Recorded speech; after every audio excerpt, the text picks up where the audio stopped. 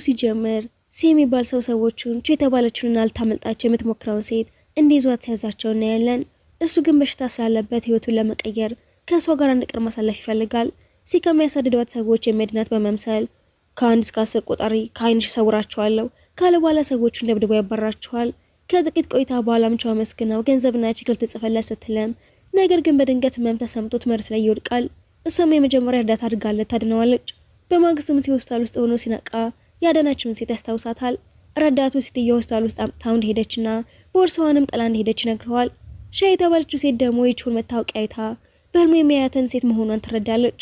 በሌላ በኩል በኮሌጅ ውስጥ ወደ ውጭ የሚሄዱ ጎበዝ ተማሪዎች ዝርዝር ይወጣል። ቹም አንዷ ትሆናለች። የተባለችው ተማሪ በቅና ስትናደድ አንድ ሰው መጥቶ በዝርዝሩ ላይ ለውጥ መደረጉን ይናገራል። ቹ ይህንን ስትሰማም ተናዳ ይሄ ዝርዝር ምርጦችን የያዘ ስለሆነ ሊቀየር አይገባም፣ ለምን የተቀየርኩኝ? ሊም ተነስታ ምክንያቱም ካንቺ የተሻሉት ሊሄዱ ስለሚገባ ነው። ሊያችሁን የገጠር አለባበስ እያንቆሸሸች አንቺ ወደ ውጭ ሀገር ሄደሽ ልታሳፍሪን ነው? አባትሽ እኮ በዕዳ ተዘፍቆ ከሰው ተደብቆ እንደሚኖር ሰምቻለሁ ስትል በሰፊ ታዋርዳታለች። ዳይሬክተሩ ግን ዝርዝሩ እንደማይቀየርና ቹ እንድትመለስ ይነግራታል። እሷም አባቷ ድሮ ደውሎ ብዙ ዕዳ ስላለብኝ ሰዎች እያሳደዱኝ ነው፣ ስለዚህ በማንኛውም መንገድ ወደ ውጭ ሀገር መሄድ አለብሽ ያላትን ጊዜ ታስታውሳለች።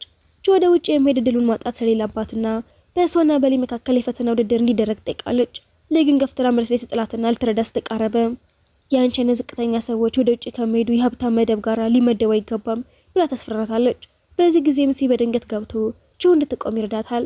ሲ ለሰዎቹ ዝርዝሩ አይቀየርም፣ በዝርዝሩ ውስጥ የተካተቱት ተገቢው መብት አላቸው ካለ በኋላም እንደ ዩኒቨርሲቲው ዳይሬክተርነቴ ያለኔ ፍቃድ ማንም ዝርዝሩ እንዲቀይር አልፈቅድም። ሊ ግን ቹ ወደ ውጭ ለመሄድ ብቁ አይደለችም። አንቺ ደግሞ በጉቦ ልትሄጂ አይገባሽም፣ የእኛ ዩኒቨርሲቲ በነጻው የትምህርት ስርዓቱ የሚታወቅ ነው ይላትና እሷም ስላደረገላት ነገር ሲን ታመሰግነዋለች። እሱ ግን የቹ አባት በልጅነቱ የዋሸውንና ለበሽታ የደረገውን የሕክምና ሙከራን አስታውሶ በልቡም አባትሽ ወላጆቼን ገሏቸዋል፣ ስለዚህ በአንቺ በቀለዋለሁ። ከዛም የጋብቻ ኮንትራት ፋይል እየሰጣት ለ1 ወር ብቻ ታገብኛለሽ፣ ከዛም 100 ሚሊዮን ሰጠችሽ ትሄጃለሽ ይላትና እሷ እምቢ ስትልም የውጭ ጉዞዋን በመሰረዝ ያስፈራራታል። በዚህ ነገር ልታስገድደኝ እንኳን አትችልም፣ ዛሬ ወደ ቤት የሚወስድሽ መኪና ይመጣል። ሊ ደግሞ በሷ ላይ ለመበቀል ከጓደኛዋ ጋር እቅድ ታወጣለች። ከህንጻው ውጪ የጋብቻ ወረቀቱን ሲቀበል ያቺ ሴት መድረክ ላይ ወጥታ ገመዱን በመቁረጥም መሳሪያውን በቹ ራስ ላይ ለመጣል ስትዘጋጅ ያታል። ረዳቱም ለሲ የሆነ ነገር ከገጠማት በሽታው በሰውነት ውስጥ ስለሚቆይ በፍጥነት ልታድናት ይገባል። ልክ ያቺ ሴት ገመዱን ስትቆርጠው ሲ በፍጥነት ገብቶ ቹን ወደ ጎን ሲገፋት መሳሪያው በክንዱ ላይ ይወድቃል። ገመዱን የቆረጠችውን ሴት ሲይዟትም ቹን ስለምትጠላት እንዳድርገው የጠየቀችኝ ሲናት። ሊም ነገሩ እኮ እንደዚህ አይደለም፣ ቹ ወደ ውጪ መሄድ ስለማይገባት ለዩኒቨርሲቲው ስም ሰግቼ ነው ብላ ይቅርታ አስጠይቅ። ሲ በንዴትም በእኔ ውሳኔ ላይ ትጠረጥራለሽ። ሊ ግን ቹ በሰውነቷ ላይ ምልክቶች ስላሉ ጨዋ ሴት አይደለችም። አዎ ትናንትና ከወንድ ጋር ነበረች፣ ያ ወንድ ደግሞ እኔ ነኝ፣ ምክንያቱም እሷ ሚስቴ ናት ብሎ ሁሉንም ያስደነግጣል። በቤት ውስጥ ደግሞ ቹ ከአዲሱ ማዕረጓ ጋር የማይመጥኑትን የድሮ ልብሶቿን በሻንጣ ውስጥ ስታስቀምጣቸው የሴ ወላጆችን ፎቶ ታየዋለች። እሱ ድንገት ገብቶም ይሄንን ፎቶ ድጋሚ እንዳትነኪው ብሎ ይቆጣታል። እሱም ይቅርታ ጠይቃ እነዚህ ወላጆች ናቸው፣ አዎ ሞተዋል፣ ስለ እነሱ የማውራት መብት የለሽም። ሲ ስለ ልብሶቹ ያስጠይቃትም አባቴ በኢንቨስትመንት ሲያከሰረ ሌላ ልብስ መግዣ ገንዘብ የለኝም። ከዛም እሱ አዲስ ልብስ እንድትገዛበት የባንክ ካርዱን ይሰጣታል። በዚህ መሀል ረዳቱ ሉ ታች ትልቅ የሞት ዛቻ የያዙ ሳጥኖች መድረሳቸውን ይገልጻል። ሉም ለቹ የሲ ወላጆች ከሞቱ ቆይተዋል፣ እሱ የልጅቱ ብቸኛ ወራሽ በመሆኑና የልብ ህመም እንዳለበት ስለሚያውቁ ብዙ ሰዎች እንዲሞት ይፈልጋሉ ብሎ ያስረዳታል። ልክ በዚህ ጊዜም ሲ ህመሙ ተነስቶበት ሲወድቅና ቹ ልታድነው ስትሞክርም ተናዶ በእኔ ላይ ያዘንሽ አታስመስይ ብሎ ይጮህባታል። ሺህ ዓመት ሲ ስታስቆመውም ህይወትን ልታድን የምትችለው እሷ ብቻ ናት፣ ብትሞት ምንም ልታደርግ አትችልም። እሱም ቹን ከቤት እንዳትወጣ በጥብቅ አዟቸው ይገባል። እሷም ሺያን አስቁማት ለምንድነው እንደዚህ ያልሽው ስትላት ሺያም ሲ ወላጆቹ የተገደሉት በልጅነቱ ነው፣ እሱ ልታድኝ የምትችው አንቺ ብቻ ነሽ። ቹ ሲተኝቶ ስታመም እያየችው የረዳትን ጊዜ ታስባለች። በኋላ ላይ ሺያ ለሲ ልብህ በጣም ተጎድቷል፣ ከቹ ጋራ ጉዳዩን በአስቸኳይ ካልጨረስክ ትሞታለህ ስትለው ረዳቱ በድንጋጤ መጥቶ ቹ ከቤት አምጣለች ይላቸዋል። ሲ በከፍተኛ እንዴት ስልኩን ያነሳና ለቹ ሲደውልላት ስልኳ ዝግ መሆኑን ያያል። ወዲያውኑ በመኪናው በፍጥነት ሲሄድም መንገድ ላይ በድንጋይ አጥር ምክንያት ይቆማል። አንድ ሰውም መንገዱ ተዘግቷል ሲለው፣ ሌላኛው ደግሞ በዚህ በኩል አንዲት ሴት ወደ ተራራ ወጥታለች፣ በዝናው ምክንያት አሁን የመሬት መንሸራተት ሊከሰት ስለሚችል ለመንደሩ አለቃ ልንነግር እየሄድን ነው። ሲ ስልኩ ላይ ያለውን ፎቶ አሳይቶ ቹ መሆኗን ሲያረጋግጥ ወዲያውኑ በጭንቀት አጥሩን ዘሎት ይገባል። በዚህ ጊዜ ቹ ግን ሲን ለማከም የሚያስፈልጋትን የባህል የመድኃኒት ቅጠሎችን ይዛ በዝናብ ውስጥ የተመለሰች ነበር። በመንገዷ ላይ ግን የመሬት መንሸራተት አደጋ ይከሰትና ሲ በቦታው ደርሶ ቾን ሲያያት በፍጥነት መኪና ውስጥ እንድትገባ ይጮኋል። በዚህ መሃል ግን ጭቃው መኪናቸውን ይሸፍነዋል። ሲ በንዴትም ከኔ ልታመልጭ የምትሞክር ይመስልሻል ሲላት፣ እሷ ግን እኔ እየሸሸው አይደለም አንተን ለማከም መድኃኒት ፍለገን የመጣሁት። ሲ ከመኪና ወንበር ላይ አንድ ዕቃ አምጥቶ መስታወቱ ለመስበር ሲሞክር ድንገት ህመሙ ይነሳበታል። እሷም ወደ እሱ ጠግታ ለማረጋጋት ብትሞክርም ስላልተሳካላት ከመኪናው ከወጡ በኋላም ለሺያ ደውላ ሲ አደጋ ላይ ነው፣ ተራራው ላይ ተዘግቶብናል ትላትና በመንደር ውስጥም ወደሚገኘው የሕክምና ቦታ እንድትመጣ ጠይቃታለች። ቦታው ላይ ሲደርሱ ቾል ትረዳው ስትል ግን ሲ ግን ህይወቱ ልታጠፋ ያሰበች ይመስለዋል። እሷም አንተ በተደጋጋሚ ያድነኸኛል፣ እኔም አንተን ለማዳን በእርግጠኝነት እሞክራለሁ። ሀሳቡን ቀይሮ ጥሏት ይሄዳል። በማግስቱ የሲ ልብ የበለጠ እየደከመ ይመጣል። ሺያ ስለ ቾ ስትነግረው ሲ ከዚህ በኋላ እሷ በህይወት መኖር ትችላለች ብሎ ይጠይቃትና ሺያም አይ በጭራሽ የማይታሰብ ነው ስትለው ያዝናል። ሲሌድ ሲልም ይዛው የቾ አባት የወላጆች ሞትና አሁን ላለህበት ህመም ዋነኛው ምክንያት እሱ ነው። ታዲያ ለምን ለቾ ታዝናለህ? ለምንስ እንዳትሞት ትፈራለህ? በዚህ ሰዓት ቾ መድኃኒት ይዛ ልትሰጠው ስትመጣ ሁለቱን አብረው ታያቸዋለች። በድንጋጤ የያዘችውን ምግብ መሬት ላይ ጥላው ትሮጣለች። ከዛም በልቧ ወደ እኔ መቅረብ ያልፈለገው ለሺያ ሲል ነው፣ እሷን ይወዳታል፣ እኔ ለሱ ህይወቱ ማደኛ ተራ መድኃኒት ብቻ ነኝ እያለች ታዝናለች። ሲመርት ላይ የወደቀውን መድኃኒት አይቶ ለሺያ ከአንቺ ጋር አልከራከርም፣ ዋናው ግዴታሽ ቾን የምታደኝበትን መንገድ መፈለግ ብቻ ነው ብሎ ለእሷ ምንም እንዳትነግራት ያዛታል። ሺያ ግን እሱን ስለምትወደው በንዴት ተሞልታ ቾን ለመግደል ለሰው ትእዛዝ ትሰጣለች። ከዛም ቾን ሲል ያገኘሽ ይፈልጋል፣ ሽማግሌዎች በጉጉት የጠበቁሽ ስለሆነ በፍጥነት ግቢ ብላ ወደ አንድ እንግዳ ስፍራ ትወስዳታለች። ቾ ስትገባ ሰዎቹ በሲ ምትክ ከሌላ ሰው ጋር እንድትጋባና ቃል እንድትገባ ሲያስገድደዋት ሲ በቾ ላይ መጥፎ ነገር እየደረሰባት መሆኑ በውስጡ ተሰምቶት ይነቃል። እሳት ላይ እንድትረግጥ ያስገድደዋታል። ከአጋዦቹ አንዱ ለቾ ሲ መርዳት የምትፈልጊ ከሆነ ይህን ማድረግ አለብሽ። እሷም የሲ ዘመዶች ንብረት ለመካፈል እሱ እንዲሞት እንደሚፈልጉ አስባ እነሱ ከእሱ እንዲርቁ ስትል ትገደዳለች። ስትጨርስም አሁን ምን እንዳደረግ ነው የምትፈልጉት ስትል ሰዎቹ የሬሳ ሳጥን ከፍተው ሲደና እንዲሆን ከተፈለገ እዚህ ውስጥ ለተወሰነ ጊዜ መቆየት አለብሽ ይሏትና በጭካኔ ከከተቷት በኋላ ይዘጉባታል። ልክ በዛ ጊዜም ሲደርሱ ሳጥኑን በመክፈት ቾን ያስወጣታል። ሽማግሌዎቹም ለሲ ህጉንና ስርዓቱን የጣስክ ነው ሲሉ ሲ በቾ ላይ የደረሱትን መከራ አይቶ ይቆጣል። ሽማግሌዎቹም እኛ እኮ ጥሩ ነገር በማሰብና ለአንተ መልካም በመመኘት ነድረግ ነው፣ በእሷ ላይ የደረሱትን ስቃይ በሙሉ በእነዚህ ሽማግሌዎች ላይ መልሱባቸው ብሎ ያዛቸዋል።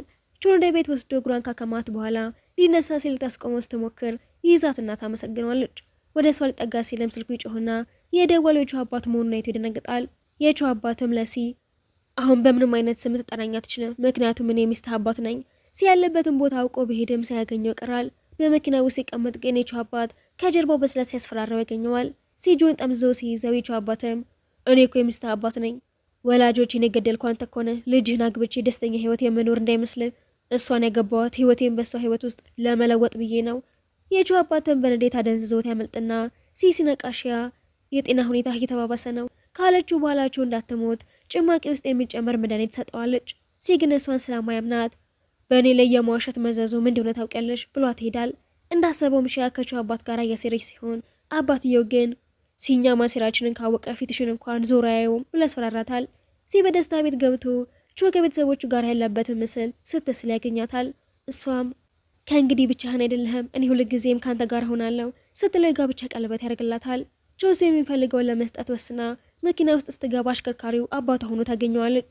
እሱም ሲያገባሽ ህይወትሽን ሊቀማሽና ሊገልሽ ብቻ ነው። ቾ እሱን ለማዳን ስትሄድም ሺያ መንገድ ላይ አግኝታት ሲል አባቷ ልጃችሁን አግብቼ ደስተኛ ህይወት የምኖር እንዳይመስል ያለበትን ቪዲዮ ታሳያታለች። ከዛም ለቾ ጭማቂ ትሰጣትና እንደጠጣችው ራሷን ያዞራታል። ሲ ወደ እሷ ሲመጣ ቾ በፍርሃት እጠልሃለሁ ትለዋለች። ሺያ ግን የሰጠቻት እንድትሞት የሚያደርግ መርዝ ነበር። እሱም ቾ ሊጠይቃት ሲመጣ በልቡ ስትነቂ እውነቱን በሙሉ ነግርሻለሁ። እጇን ሲይዘው ግን መተንፈስ አቁማ ነበር። ሺያም እኔ መድኃኒቱን በመጽሐፉ ላይ በተጻፈው መሰረት ነው ያዘጋጀሁት ብትልም እሱ ግን እንደከዳችው ያውቃል። እሷ ግን ምንም ሳታፈር እሷን ለማዳን ሌላ መንገድ አለ፣ ቾን ይዛት ወደ ተራራው ጫፍ መውጣት አለበት ትለዋለች። ሲ ሚስቱ ቾ የሞተች መስሎ ታዝኖ እባክሽን ቾ ወደ እኔ ተመልሰሽ ነይ እያለ ራሱን ስቶ መሬት ላይ ይወድቃል። ልክ ሲነቃ ሺያ አጠገቡ ቆማ ታገኘዋለች። እሷም ቾ ሞታለች ብላ መርዶውን ትነግረዋለች። በዚህ ዓለም ሲ በከባድ ህመም ምክንያት ከ3 ዓመት በላይ ሊኖር እንደማይችል ሐኪሞች ይናገራሉ። በሌላ በኩል ደግሞ የቾ አባት ከሺያ ገንዘብ እንደተቀበለ እንረዳለን። ቾ ከራሷ መሳ ስትነቃ አባቷ አሁን እኛ በአስቸኳይ አገር ጥለን ልንሰደድ ነው፣ ስለዚህ ወደ ዩኒቨርሲቲ ሄደሽ የትምህርት ማስረጃ ወረቀቶችን በአስቸኳይ ማውጣት አለብሽ። እሷም ወደ ዩኒቨርሲቲዋ ስትሄድም ሲ እሷን ፈልጎ ወደዛ መምጣቱን ታያለች። እሷን በማጣቱ ሲሰቃይና ሲንከራተት በገዛ አይኗ አይታው ልቧ ቢሰበርም አሁንም በህይወት እንዳለች ግን ልትነግረው አልደፈረችም ነበር። ሳያት በፍጥነት እየሮጠች ታመልጣውና መንገድ ላይም ጂን የተባለ ሰው ወደ ያዘው መኪና በመግባትም እባክህ መኪናውን በፍጥነት አንቀሳቅሰው፣ አንድ ሰው የተከተለኝ ነው። በመንገድ ላይም እባክህ እዚህ ጋር አቁምልኝ ብትለውም ጂን ግን ወደ እሷ ዞር ብሎ ሲያት ለረጅም ጊዜ ሲፈልጋት የነበረችውና ወደ ድርጅቱ ሊቀጥራት ይመኛት የነበረችው ባለብዙ ተሰጠው ልጅ መሆኗን ይረዳል። ወደ ቤቱ ይዘዋት ሄዶ ስለ ስራው ባህሪና በባዮ ቴክኖሎጂ የመድኃኒት መሳሪያ ላቦራቶሪ ውስጥም የምርምር ሳይንቲስት ሆና እንድትሰራ ፍላጎቱን ያብራራላታል። እሷም ወዲያውኑ ትስማማለች። ከ3 ዓመታት በኋላ መሲ በአንድ ታዋቂ ቴሌቪዥን ጣቢያ ላይ ቀርቦ ቃለ መጠይቅ ሲያደርግም በህመም ደክሞና ተጎድቶ ረዳቱ በፍጥነት መጥቶ የህመም ማስታገሻ መድኃኒቱን ያቀበለዋል። ጋዜጠኛዋ ሴትም ባለፉት 3 ዓመታት ውስጥ ለመሰረታዊ የበጎ አድራጎት ድርጅትና ስላደረገ ኢንቨስትመንት ጠይቀዋለች። የዚህ ድርጅት ስም ላንተ ልዩ ትርጉም አለው እንዴ ብላ ጠይቀዋለች። ልክ በዛ ሰዓት ምቾ በዚህ ላቦራቶሪ ውስጥም ስኬታማ ሳይንቲስት ሆና ከጓደኛዋ ጋር በመሆን ጓደኛዋ ስለ ሲስ ታወራ ይሄ ሰው እኮ ሚስት ከሞተችበት ከ3 ዓመት ጀምሮ እስከዛ ድረስ ብቻውን ነው የሚኖረው። ያቋቋመው ትልቅ የበጎ አድራጎት ድርጅትም በሟች ሚስቱ ስም የተሰየመ ነው ሲል ጋዜጠኛዋ ሲመልስ፣ አዎ ይሄ ድርጅት የተሰየመው እኔም ብቻዬን ጥላኝ በሞተችው ውድ ሚስቴ ስም ነው። ጆ ይህንን ስትሰማ የፍቅር ትዝታዋ እያነቃት እንባ በቀስታ ይፈሳሉ። ስልኳን ለጓደኛዋ ሰታትም እኔ ወደዚያ የሳይንስ ምርምር ኮንፈረንስ በአስቸኳይ መመለስ አለብኝ ብላ ትወጣለች። በቃለ መጠይቁ ማብቂያ ላይ ሜስ ረዳት መጥቶ ጆ ወደምትገኝበት ወደዚያው የሳይንስ ምርምር ኮንፈረንስ የሚጋብዝ ልዩ ግብዣ ወረቀት ያቀብለዋል። በኮንፈረንሱ መድረክ ላይ የክብር ንግግር እያደረገ ነበር። በመቀጠልም አዳዲስ መድኃኒቶችን በጥራት ላበለጸገችው ታላቅ ሳይንቲስት ያንን ከፍተኛ የሽልማት ዋንጫ ማበረከት ነበረበት። የዚህ ሳይንቲስት ስምም ቻን ተብሎ ነበር የሚጠራው። ግን እጂ ሳይንቲስት እንዳያውቀውና ስሟና መልኳን ሙሉ በሙሉ የቀየረችው የገዛ ራሱ ሚስት ቾ ነበረች። ቾ አዳራሹ ገብታ ሲን ፊት ለፊት ስትመለከተው በድንጋጤ ትረበሻለች። ወደ ኋላ ፈግፍጋ የድሮ ፍቅራቸውን በጭንቅላቷ ታስታውሰዋለች። ሲግን ሳያት ሚስቱ እንደሆነች ሰማውና ከመድረክ ወርዶ በፍጥነት የተራመደ ቾ እያለስቆማት ሲሞክር ጂን በድንገት በመሃላቸው ጥልቅ ብሎ በመግባት ከሲ አጠገብ ያርቃታል። ሲም የጂን ዘመድ እንደሆነ የምናያለን። አሁንም እቺ ሴት ሚስቱ ልትሆን እንደምትችል የጠረጠረ በኃይል ሊይዛትና ሊያረጋግጥ ሲሞክር ጂን በድጋሚ ይከለክለዋል። እሷ እንዳይለያት ብላም እኔ እኮ ሲሜ ቺን የሚባለው የጂን እጮኛ ነኝ፣ እጮኛሞች ከሆነን በትክክል 3 ዓመታት ሊሞላን ነው ብላ ተዋሸዋለች። በመቀጠልም ጂንን አሁን ከአካባቢው እንውጣ ብላ አንገቷ ላይ ያለውን የጋብቻ ቀለበቷን አውልቃ ቦርሳ ውስጥ ከተዋለች። በዚህ መሀል ሁለት ሴቶች ስለሷ መጥፎ ነገር ሲያወሩ ትሰማቸዋለች። አንደኛዋ ሴትም ጂንን ስለምትወደው ይህች አዲስ የመጣችውን ሴት እንዴት የሷን ቦታ ልትነጥቃት እንደቻለች እየተገረሙ ሲያወሩ ትሰማቸዋለች። እሷም ከመታጠቢያ ቤት ስትወጣ ወደ ሴቶቹ ጠጋ ብላ እኔ የጂንን ፍቅር ከማንም ላይ አልቀማሁትም። ሴቶቹ ግን በነገሩ ተናደው በጠረጴዛው ላይ የነበረውን ትልቅ የአበባ ማስቀመጫ አንስተው ጆን ሊመቷት ሲሉ በድንገት ከየት መጣ ሳይባል በመካከላቸው ጥልቅ ብሎ በመግባት እጁን ዘርግቶ ከከባድ አደጋ ይታደጋታል። ወደ ሴቶቹ ዞሮ ስለነሱ እያንዳንዱ ሚስጥር እንደሚያውቅ ነግራቸዋል። ሴቶቹ በሀፍረት ይቅርታ ጠይቀው ሄዳሉ። ጆ አመስግናው ጥላው ቴር ስትለ መጆን ይዞ ያስቆማታል።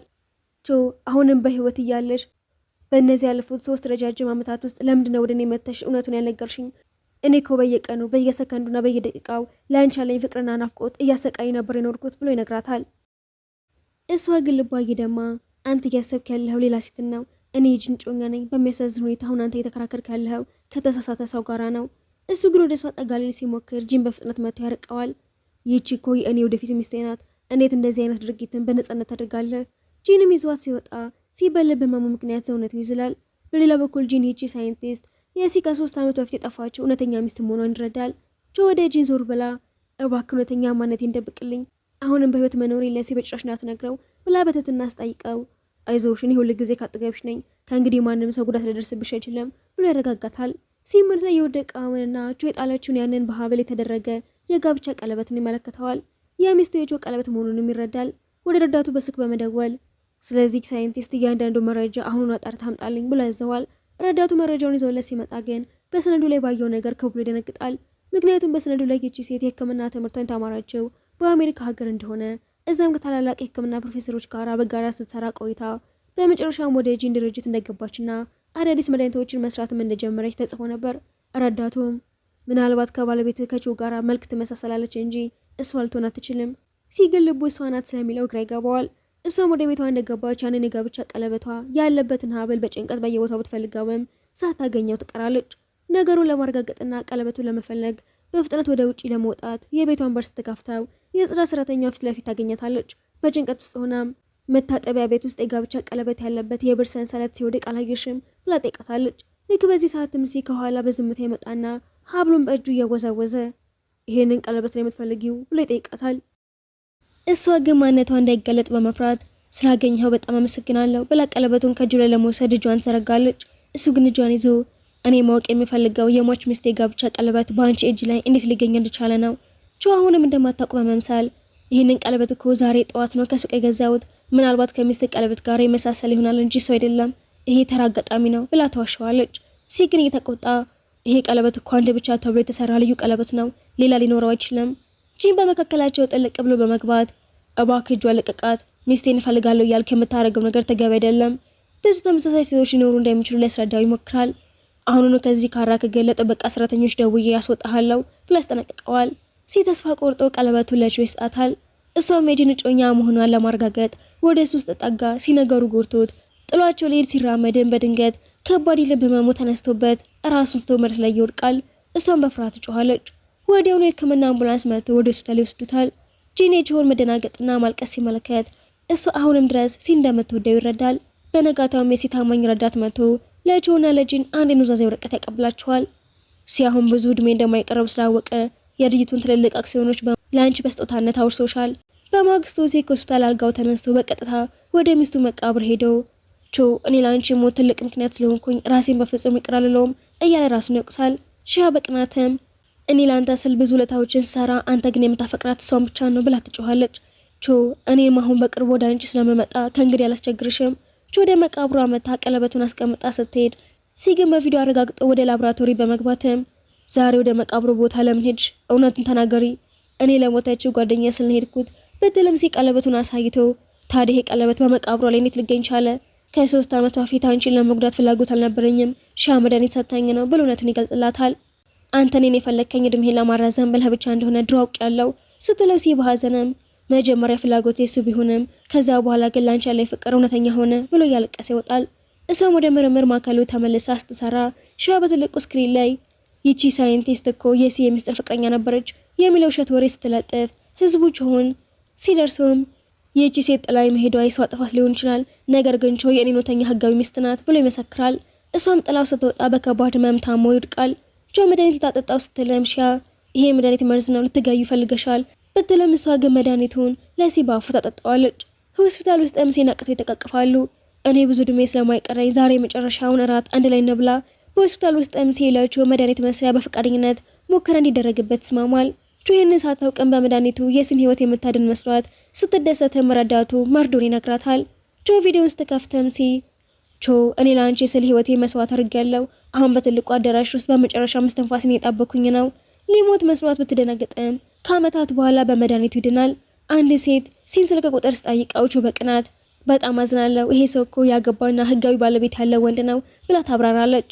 ከዛ በኋላ ሁሉንም ችግር አልፈው በፍቅር ሲኖሩ እያሳየን ፊልም ይጠናቀቃል።